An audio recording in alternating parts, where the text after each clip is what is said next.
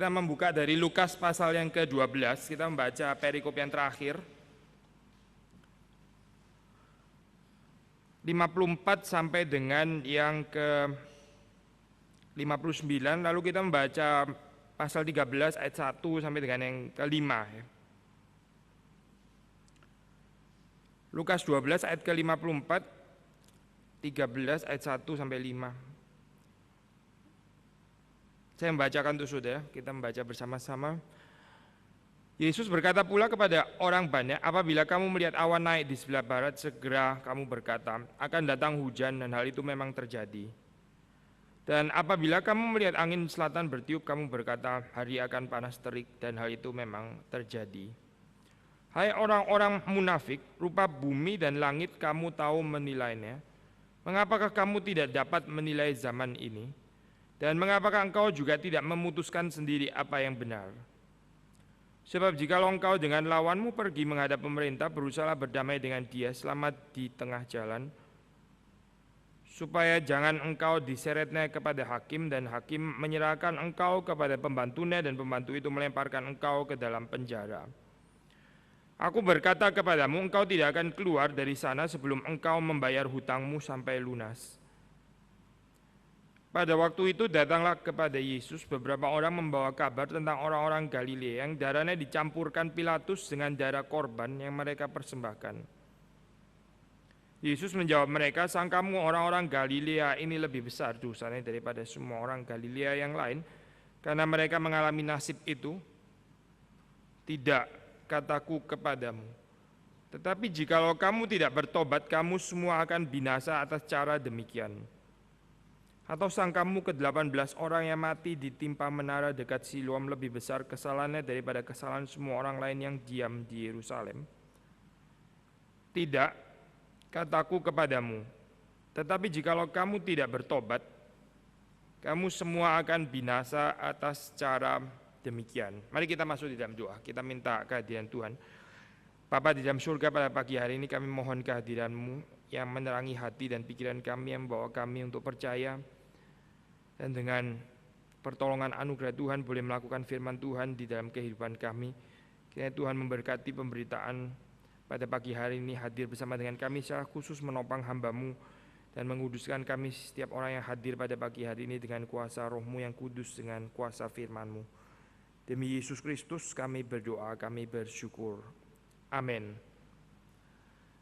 Sudah, bagian ini bagian yang menyambung perikop yang sebelumnya bicara tentang bagaimana Yesus datang bukan membawa damai, di dalam pengertian yang tentu saja berbeda dengan pengertian damai yang seringkali dibicarakan secara positif, tapi Yesus datang membawa juga satu pertentangan atau pemisahan atau konflik yang necessary. Kita sudah melihat bagian ini.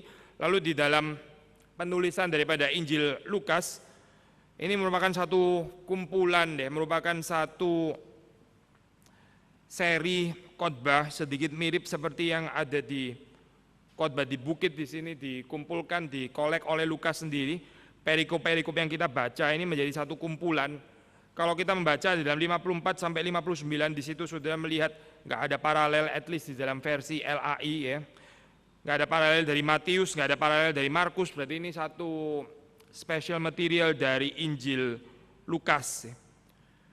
Nah, so bagian ini masih menyambung daripada bagian yang dibicarakan di dalam minggu lalu, ya, perkataan-perkataan yang cenderung keras waktu kita membaca. Kita seringkali waktu melihat kekristenan, ya, hadir, saya percaya salah satu yang sangat ditonjolkan kekristenan sebagai agama kasih, agama cinta kasih, agama belas kasihan, agama pengampunan, ya, itu tentu saja nggak salah. Memang Alkitab mengajarkan seperti itu, tapi ini juga bukan keseluruhan dari pastel, ya, bukan keseluruhan daripada gambaran picture tentang Christianity. Kalau kita membaca di dalam bagian ini dan juga di dalam perikop-perikop yang berikutnya, itu ada perkataan-perkataan keras yang termasuk ke dalam picture yang juga belongs to true Christianity. Dan di dalam pasal ini sudah 12, perikop 54 sampai 59. Di sini ada pengertian tentang kemunafikan yang sekali lagi digambarkan dalam faset yang sedikit berbeda dengan bagian-bagian yang sebelumnya. Yaitu apa? Ayat ke-56 dikatakan di situ, hai orang-orang munafik, ya, hai orang-orang munafik. Lalu kalau sudah melihat di dalam bagian atasnya, di dalam bagian bawahnya, kita bisa melihat penjelasan apa yang dimaksud Yesus dengan pengertian munafik di sini, dan berbeda dengan bagian yang kita sudah pernah bahas di dalam perikop-perikop yang sebelumnya. Yesus menggambarkan satu gambaran sederhana, orang dunia ini ya, saudara dan saya sangat ahli di dalam memprediksi hal-hal yang ada di dalam dunia ini. Fenomena-fenomena tentang cuaca, ya, fenomena-fenomena mungkin bukan cuma tentang cuaca, tapi tentang perkembangan teknologi, ya, nggak ada sih di sini. Ini saya perluas prinsipnya. Fenomena-fenomena tentang ya hal-hal yang terjadi di sekitar kita, mungkin perkembangan saham, perkembangan ekonomi, perkembangan politik dan seterusnya. Kita bisa menilai, tetapi yang menjadi persoalan di dalam kehidupan manusia adalah dia tidak mau tahu dengan perkembangan zaman. Dia tidak mau tahu dengan perkembangan pekerjaan Tuhan yang sedang hadir di dalam dunia yang kelihatan dan hadir di dalam cara atau bentuk yang tidak kelihatan. Sudah memang di sini Yesus mengatakan kamu tidak dapat menilai zaman ini. Tapi saya percaya persoalannya bukan tidak dapat itu. Kalau tidak dapat orang memang nggak bisa, orang memang nggak tahu kan, nggak tahu di dalam pengertian nggak mampu, nggak akan ditegur ya. Tapi unlikely di dalam pengertian ini, maksudnya mereka lebih berpura-pura untuk tidak mengetahui ya, bahwa Yesus ini sebetulnya adalah orang yang diutus Tuhan, adalah orang yang memberitakan kabar yang sesungguhnya yang bukan diterima dari dirinya sendiri tapi diterima dari Allah Bapa. Tapi mereka tetap di dalam kehidupan ini membuat diri mereka seolah-olah nggak tahu menahu tentang hal itu.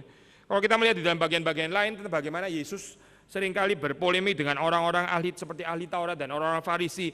Di situ salah satu ciri khas adalah mereka datang menghujani Yesus dengan pertanyaan yang nggak habis-habis. Ya. Pertanyaan yang nggak habis-habis itu bukan pertanyaan karena mereka dengan humble lalu kepingin diajar, mau jadi disciple, mau jadi murid dan sebagainya, bukan. Tapi menghujani Yesus dengan berbagai macam pertanyaan untuk menyudutkan, ya, untuk membawa Yesus sibuk sehingga mereka nggak harus ditelanjangi dosanya. Ini bentuk daripada kemunafikan.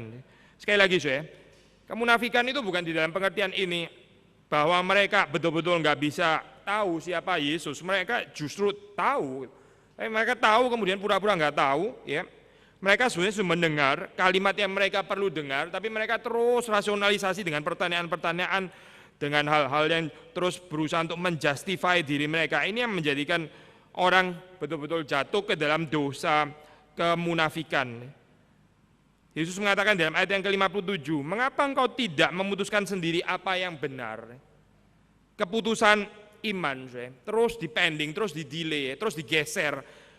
Nggak menyatakan satu keadaan yang betul-betul berkomitmen, tapi juga nggak betul-betul, ya masih mau mendengarkan juga. Inilah persoalan di dalam kekristenan, begitu kan ya.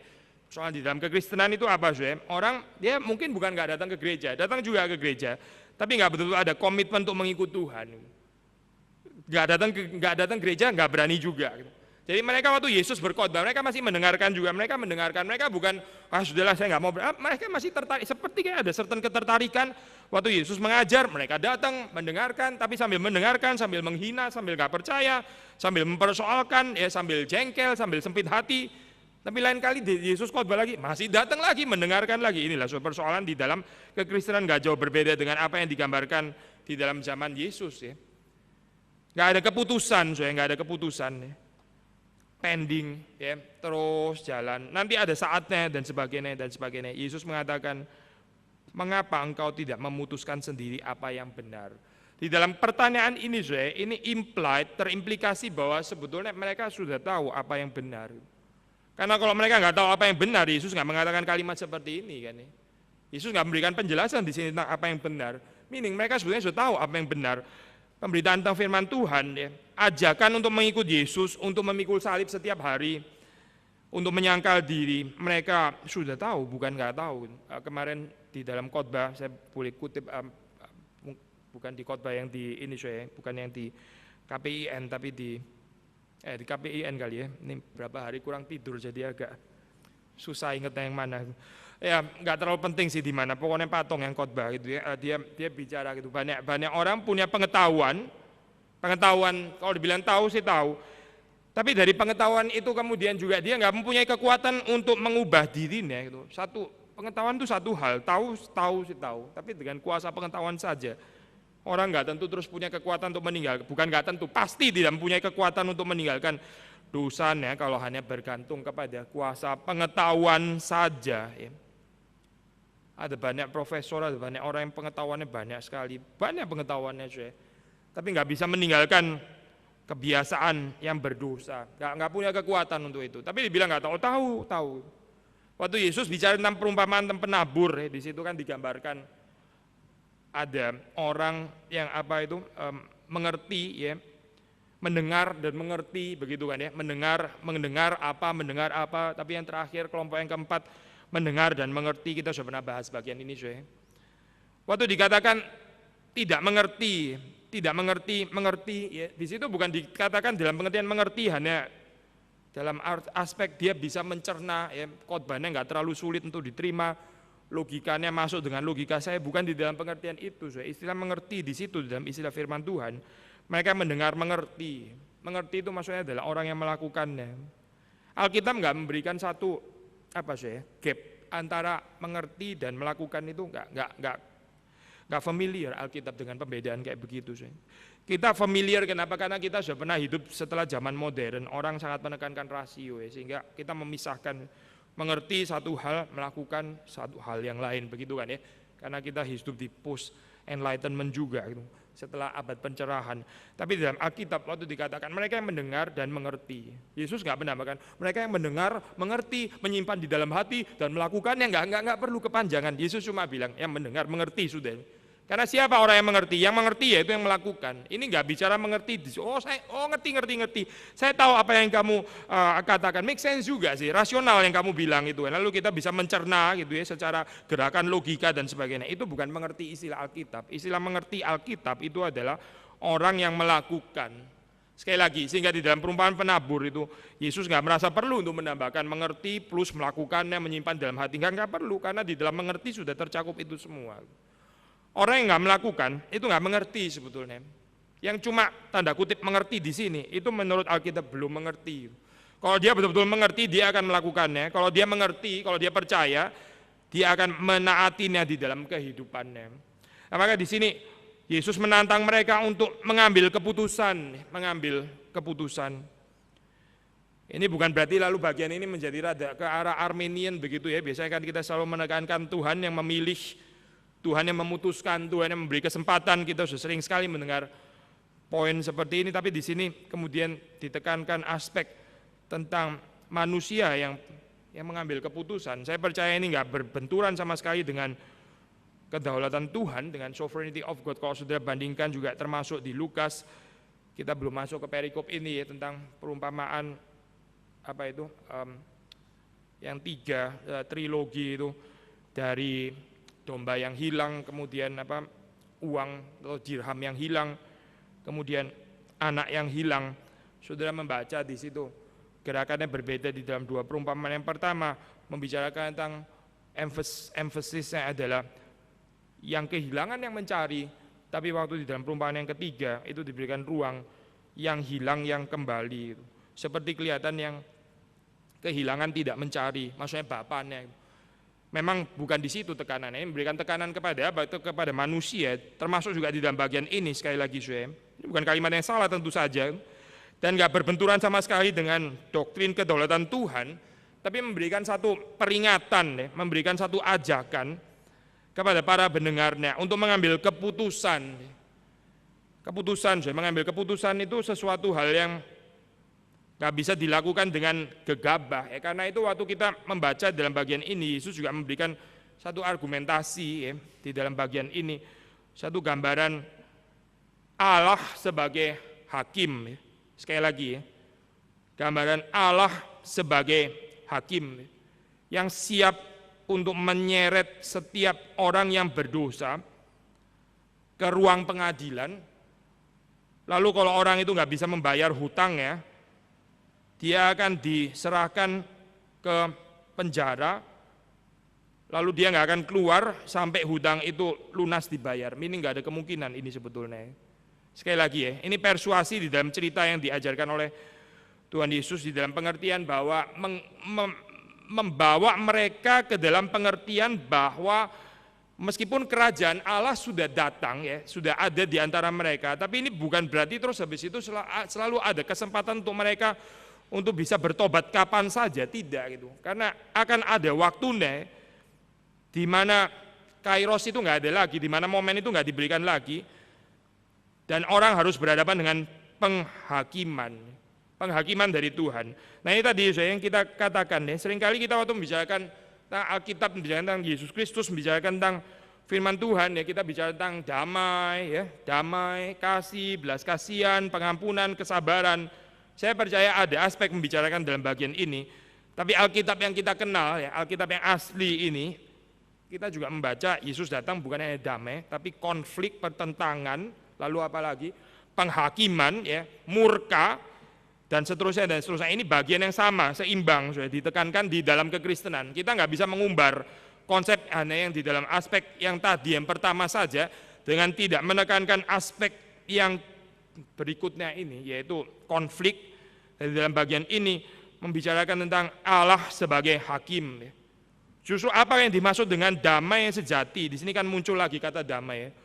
Berusaha berdamai dengan Dia. Berusaha berdamai. Ya tadi di perikop sebelumnya kita membicarakan tentang necessary konflik. Kita tahu konflik yang paling besar adalah konflik manusia dengan Tuhan sendiri. Itu konflik. Manusia berdosa di hadapan Tuhan itu berada di dalam satu konflik. Nggak ada damai. Lalu di sini menjadi satu ajakan, berusaha berdamai dengan Dia selama di tengah jalan. Selagi masih ada kesempatan, berdamailah dengan Tuhan. Karena ini enggak terus meneruskan diberi. Tuhan itu ada kesabarannya. Kadang-kadang kita melihat orang terus hidup di dalam dosa, mencintai dosanya, nggak mau keluar dari dosanya. Yang ada di dalam pikirannya apa? Dia bukan nggak tahu bahwa Tuhan itu ada, tentu saja tahu. Apalagi dia orang Kristen kok. Dia tahu. Tapi dia pikir, ya Tuhan ada kesabaran. Dan betul sih, memang Tuhan seperti memberi toleransi panjang sekali begitu ya. Saya pernah share kepada saudara, orang seperti Hitler itu, salah satu orang yang mengalami kesabaran Tuhan paling besar itu Hitler. Ya, dan Yudas juga. Kesabaran Tuhan itu panjang sekali untuk orang seperti itu. Bayangkan sudah kalau saudara dan saya yang jadi Tuhan, pasti nggak sepanjang itu umurnya orang-orang itu kan ya. Sudah jauh lebih pendek kalau kita yang jadi Tuhan. Tapi Tuhan kesabaran yang panjang sekali. Ini kepada orang fasik sudah. Kepada orang yang Hitler sih kita nggak tahu ya, tapi likely ya juga bukan orang pilihan. Kalau Yudas kita tahu pasti bukan orang pilihan. Kepada orang yang ditolak bukan orang pilihan, bukan orang yang diselamatkan, kesabaran Tuhan bisa sepanjang itu. Saya percaya kepada saudara dan saya yang percaya ya, kita orang-orang Kristen pasti Tuhan punya kesabaran juga ya, yang sangat panjang. Tetapi ini bukan berarti lalu kita boleh mempermainkan kesabaran Tuhan. Mereka yang hidup tidak berdamai dengan Tuhan akan mengalami penghakiman. Saya ingin mengangkat bagian, memang betul kalau saudara tarik di dalam konteks yang betul-betul setia kepada pembacaan di sini, konteksnya likely kepada orang yang memang akan percaya atau tidak percaya. Tapi saya pikir di dalam gambaran prinsip yang sama, ya meskipun kita tahu kita tidak akan dihakimi, kita yang percaya, tetapi bukan berarti Tuhan tidak akan menghakimi kita perbuatan yang kita kerjakan selama kita berada di dalam dunia. Kita orang Kristen, kita orang percaya, kita pasti akan diselamatkan oleh korban Kristus yang sempurna ya. Tetapi hukum siapa menabur apa, siapa menuai apa, itu juga berlaku untuk orang Kristen, bukan berlaku cuma untuk orang yang non-Kristen. Sekali lagi ya, memang kita pasti akan diselamatkan, kita yang sudah percaya kepada Yesus Kristus. Tapi itu ditandai dengan satu kehidupan ya, yang menginclude termasuk bagian pengertian Allah sebagai hakim. Ada satu gerakan teologi so-called Kristen yang sangat gak tertarik, bahkan menganggap ini sebagai pembicaraan yang tabu. Mereka suka sekali membicarakan tentang Tuhan sebagai pengampun, the love of God, kita percaya kepada Yesus Kristus, no more condemnation, tidak ada lagi kutukan, kita dibebaskan, ya kita dilepaskan daripada semua kutuk yang sudah ditanggung oleh Yesus Kristus di atas kayu salib. Ada betulnya poin itu, bukan sepenuhnya salah. Memang Yesus menanggung kutuk dosa kita di atas kayu salib, betul. Gitu. Tapi ini sebagian pasal sudah, bukan keseluruhan pasal. Orang yang cuma berkanjang di dalam sebagian pasal ini ya bicara tentang Tuhan, no more condemnation, kita ini biji mata Allah, selalu berada di dalam pelukan Tuhan, ya. Tuhan embrace, Tuhan senantiasa menanti, Tuhan selalu berbelas kasihan, Tuhan selalu mengampuni, ya. Datanglah lagi dan lagi minta pengampunan dosa lagi dan lagi, setiap minggu minta pengampunan dosa, Tuhan akan selalu setia berdasarkan janjinya dan sebagainya, ya. Saya khawatir ajaran kayak begini yang sebetulnya ada betulnya bisa menyeret orang ke dalam neraka. Karena sebagian terus berkanjang kepada yang sebagian, lama-lama menyesatkan. Ini satu kebahayaan, sesuatu yang parsial. Kita pengertian sih semua parsial, mesti membedakan antara orang yang pengertian parsial tapi terus dia bertumbuh makin lama makin komplit, ya, which is fine, dan memang semua orang seperti itu, sama semua orang yang sengaja terus mempertahankan yang parsial. Waktu Tuhan menggerakkan untuk yang lebih penuh, dia nggak mau, enggak, saya mau yang ini terus, saya nggak suka sama yang ini, terus sengaja parsial. Bukan cuma itu, yang parsial ini terus diberitakan kepada orang lain, sengaja cuma yang parsial ini menyesatkan kan kayak begini. Sudah bisa ambil contoh sendiri di dalam keseharian, ya. Bagaimana kita menggambarkan orang lain, ya. Orang kan fasetnya banyak kan, bisa begini gitu kan. Tapi kalau kita sengaja memberitakan yang parsial, ya, lalu kita nggak mau bicara aspek berikutnya, bisa membawa orang kepada pengenalan realita yang sama sekali salah tentang orang itu. Saya ada satu cerita yang pernah saya dengar, satu gambaran di sekolah ini, sekolah seminari teologi, ya. Bukan di sekolah teologi kita, ya, dan nggak penting juga sih di mana gitu.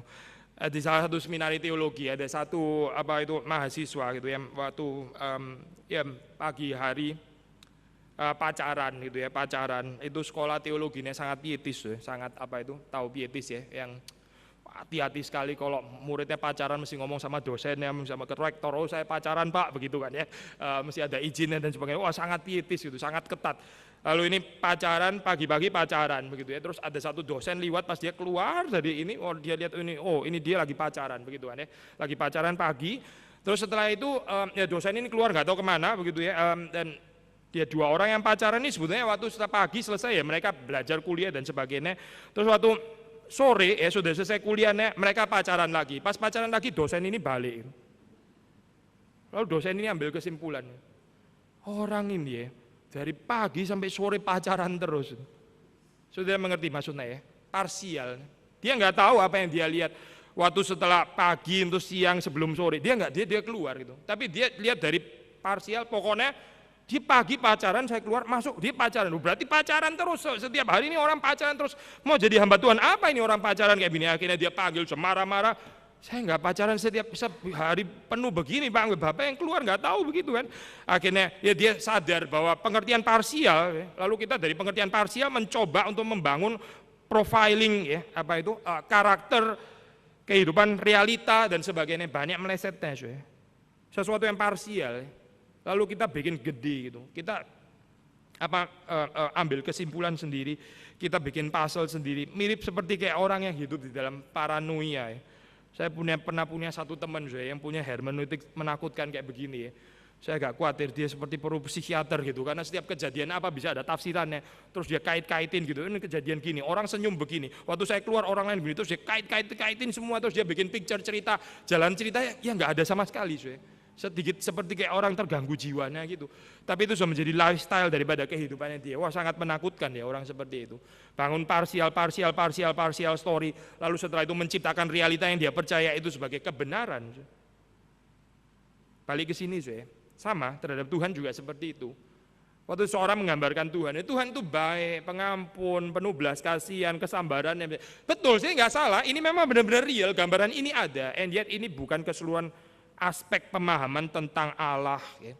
Waktu orang bersikeras untuk membangun hanya dalam pengertian itu membangun realita, keseluruhan realita tentang Tuhan, tentang Allah, gambarannya tentang Tuhan pasti distorted. Tadi saya mengatakan ya orang yang membangun cuma di dalam konsep seperti ini, terus mengajarkan Yesus yang seperti itu, terus mengajarkan Bapa yang seperti itu, yang senantiasa menanti, yang senantiasa menunggu, yang selalu mengampuni dosa kapanpun kita datang kepadanya dan minta pengampunan daripada itu, Tuhan selalu lagi dan terus akan mengampuni dosa kita, bisa menyeret orang itu ke dalam neraka. Iman yang sejati, Itu termasuk di dalam bagian pengenalan akan Allah sebagai hakim.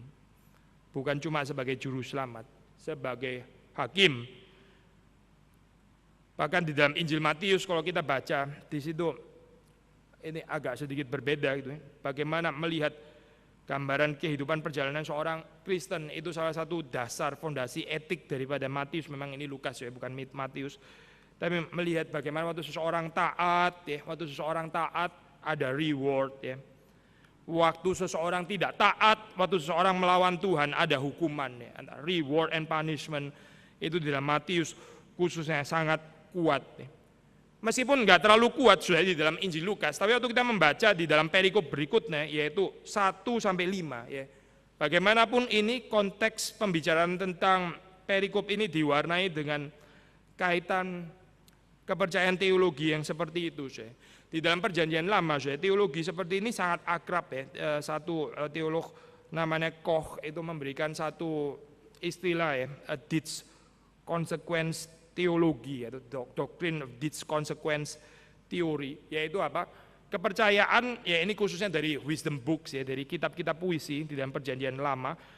Kepercayaan atau Deuteronomi ya, sebelum wisdom books, di dalam wisdom books sudah mulai terjadi satu pembicaraan polemik tentang konsep itu, yaitu apa? Kepercayaan sederhana saya. Waktu seseorang taat ya, dia diberkati. Ya. Waktu seseorang tidak taat ya, dia akan mengalami malapetaka. Ya. Di dalam Yosua misalnya ya, Deuteronomi kita membaca prinsip ini berulang-ulang. Ya. Yosua menantang kepada bangsa yang dipimpin, silakan kamu menentukan mau taat kepada Tuhan. Kalau kita taat, jalan damai sejahtera. Tapi kalau kita tidak taat, bukan berkat tapi kutuk, begitu kan ya. Itu pengertian daripada firman Tuhan. Nah sudah, gambaran ini ya, gambaran deeds, ada consequence ya. Itu begitu established di dalam perjanjian lama, khususnya di dalam Pentateuch ya, Deuteronomi, Yosua dan sebagainya. Tapi kemudian di dalam wisdom books itu mulai terjadi satu persoalan di situ. Misalnya salah satu contoh yang paling klasik yaitu kitab Ayub. Kitab Ayub itu mempersoalkan deeds consequence teologi. Karena apa? Karena di situ ada gambaran ini seseorang yang taat, yang hidup righteous, tapi kenapa menderita? Gak jalan ini teorinya di sini kan. Saudara nangkep ya maksudnya. Sampai sekarang masih bisa jadi isu ya. Banyak orang-orang di dalam juga kepercayaan Kristen, mereka bertanya-tanya, saya sudah melayani Tuhan, saya hidup benar, saya hidup taat. Kenapa saya mengalami suffering seperti ini?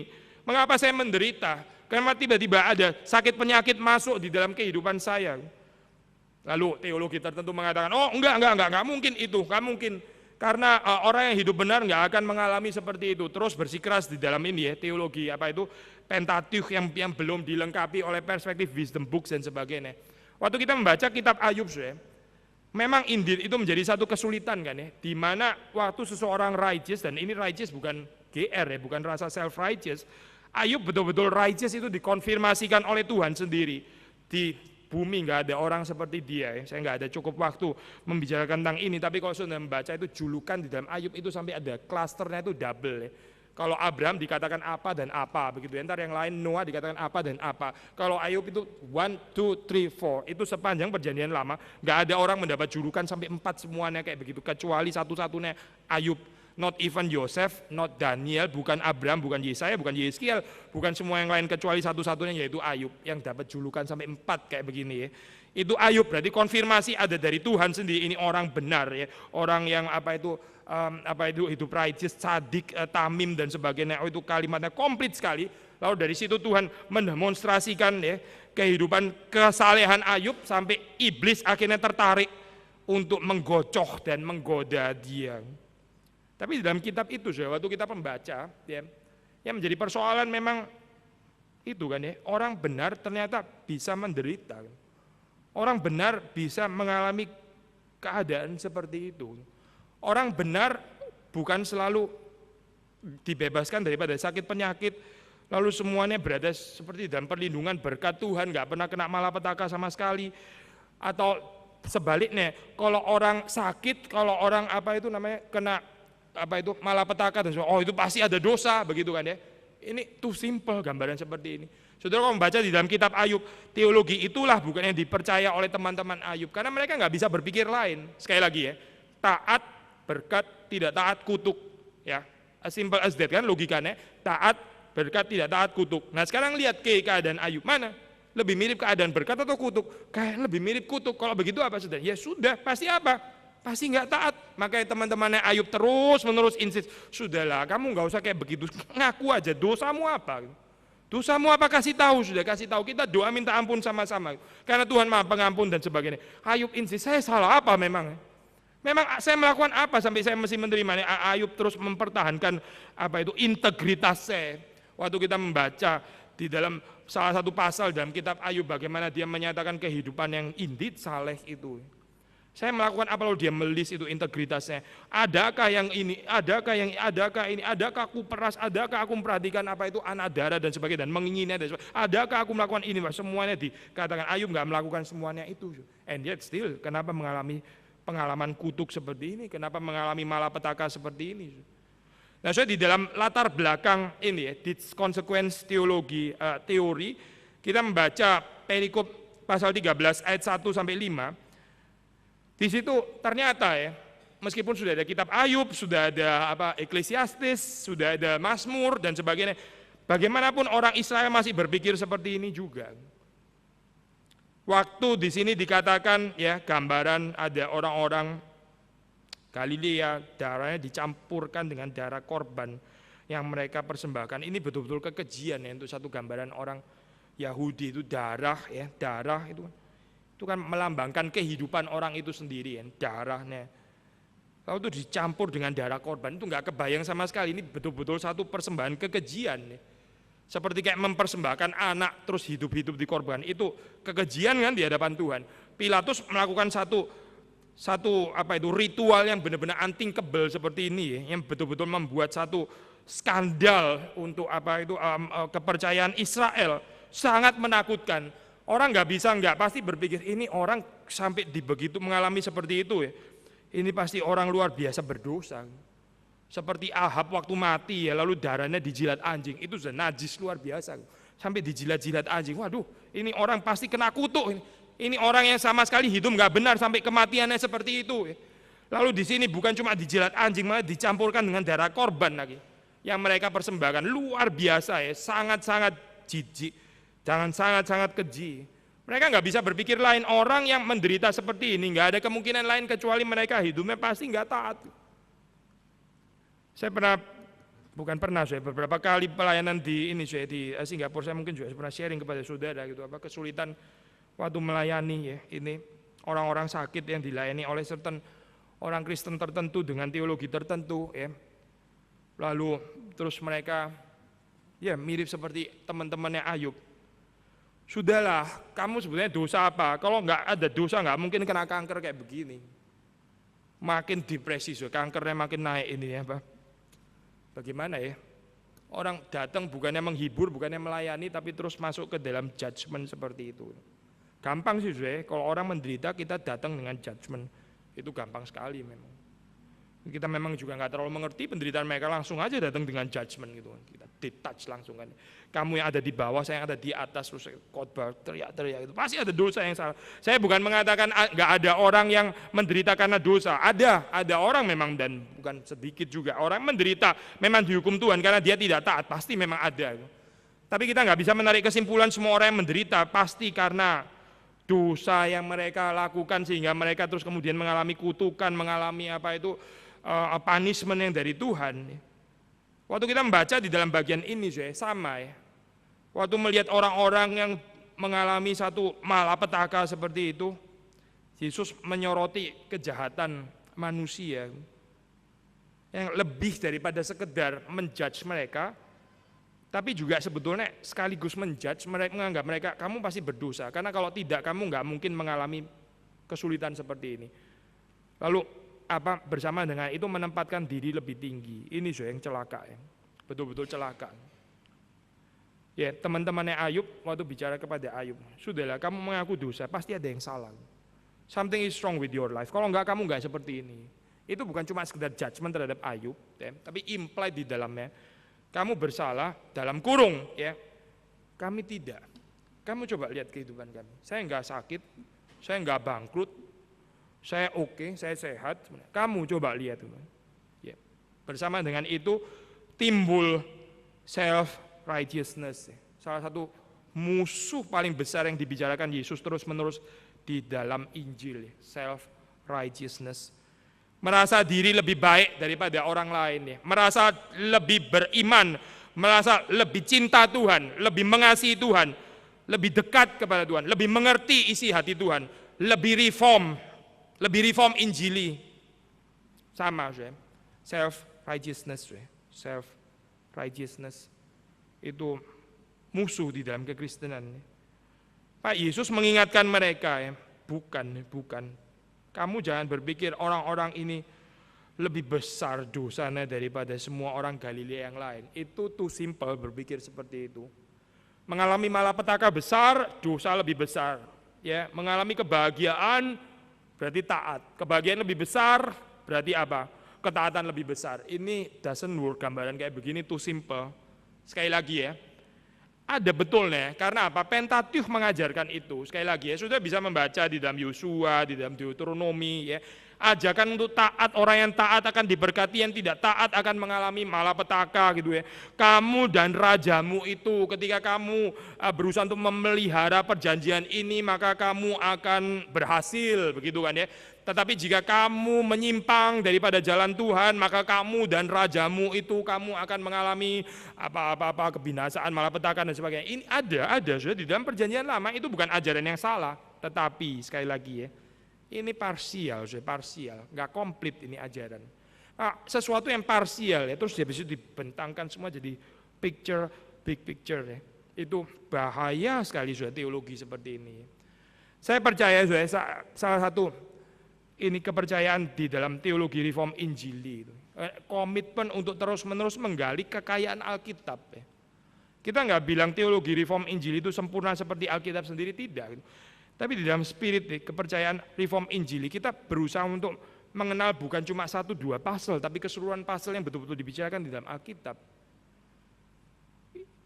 Kenapa orang seringkali mengatakan ini teologi yang paling dekat dengan Alkitab, karena komitmennya itu, bukan karena kesempurnaannya, bukan karena komitmennya untuk terus-menerus diperkaya di dalam perspektif Alkitab yang berkelimpahan, bukan cuma masuk ke dalam satu pasal ini, pasal Deuteronomi lah, atau Pentateuch, atau apalagi pasal Kitab Raja-Raja, atau Wisdom Books, atau Ecclesiastes, atau Ayub, atau cuma Lukas misalnya tanpa Yohanes, atau cuma Yohanes tanpa Markus. Ini nggak komplit semuanya, nggak komplit Kita mau pengertian yang komplit dari Alkitab dan sekali lagi ya, Deeds consequence teologi itu indeed betul, bukan salah ya. Ajakan untuk orang taat lalu mengalami berkat penyertaan Tuhan secara khusus, dan waktu tidak taat akan mengalami suffering, disaster, malapetaka dan sebagainya. Itu ajaran Alkitab, tapi nggak sesimpel ini dalam bagian ini Yesus sendiri merelativisasi.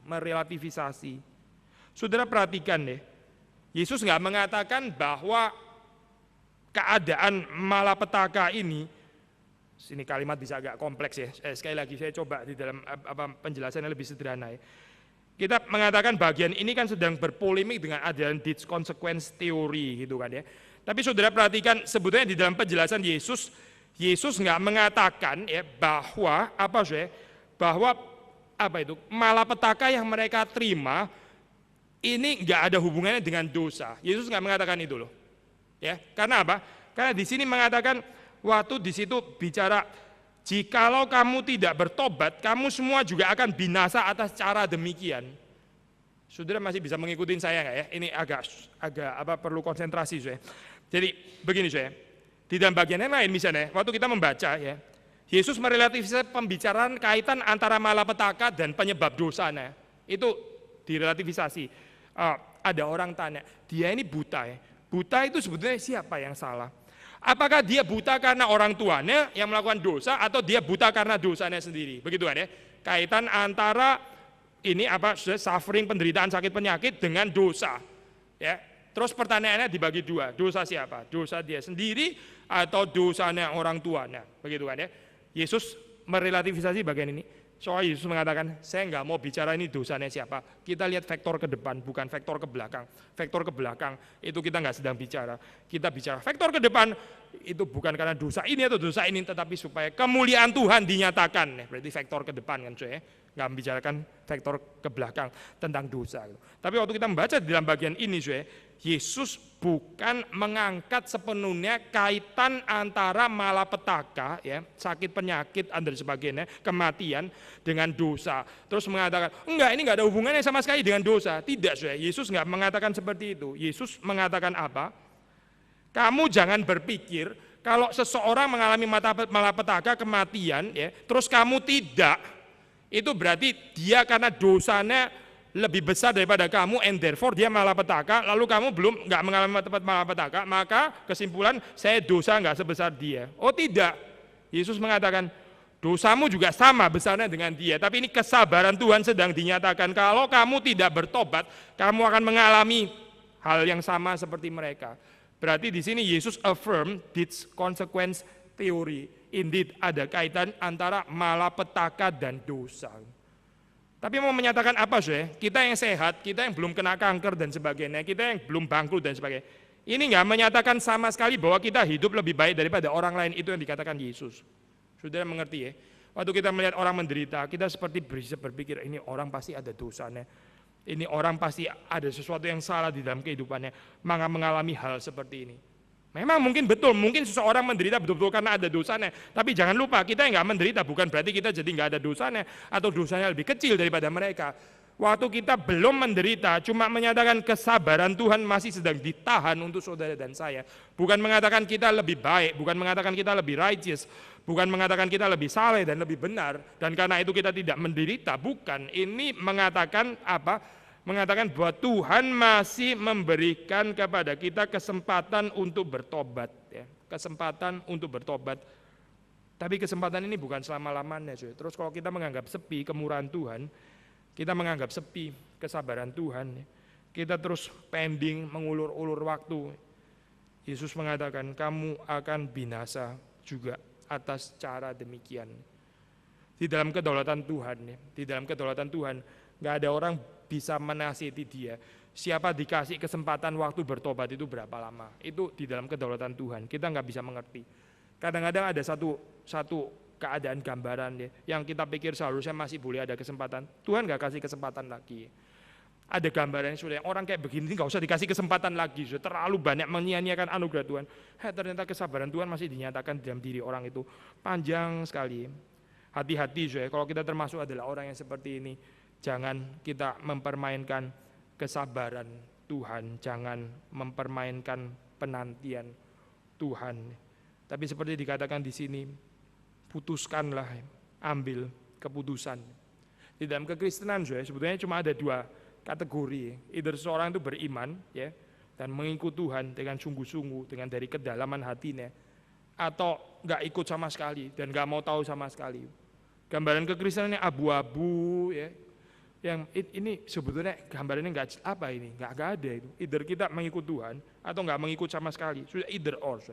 Nggak ada gambaran orang Kristen yang satu sisi percaya tapi masih senang kehidupan di dalam kedagingan, begitu kan ya.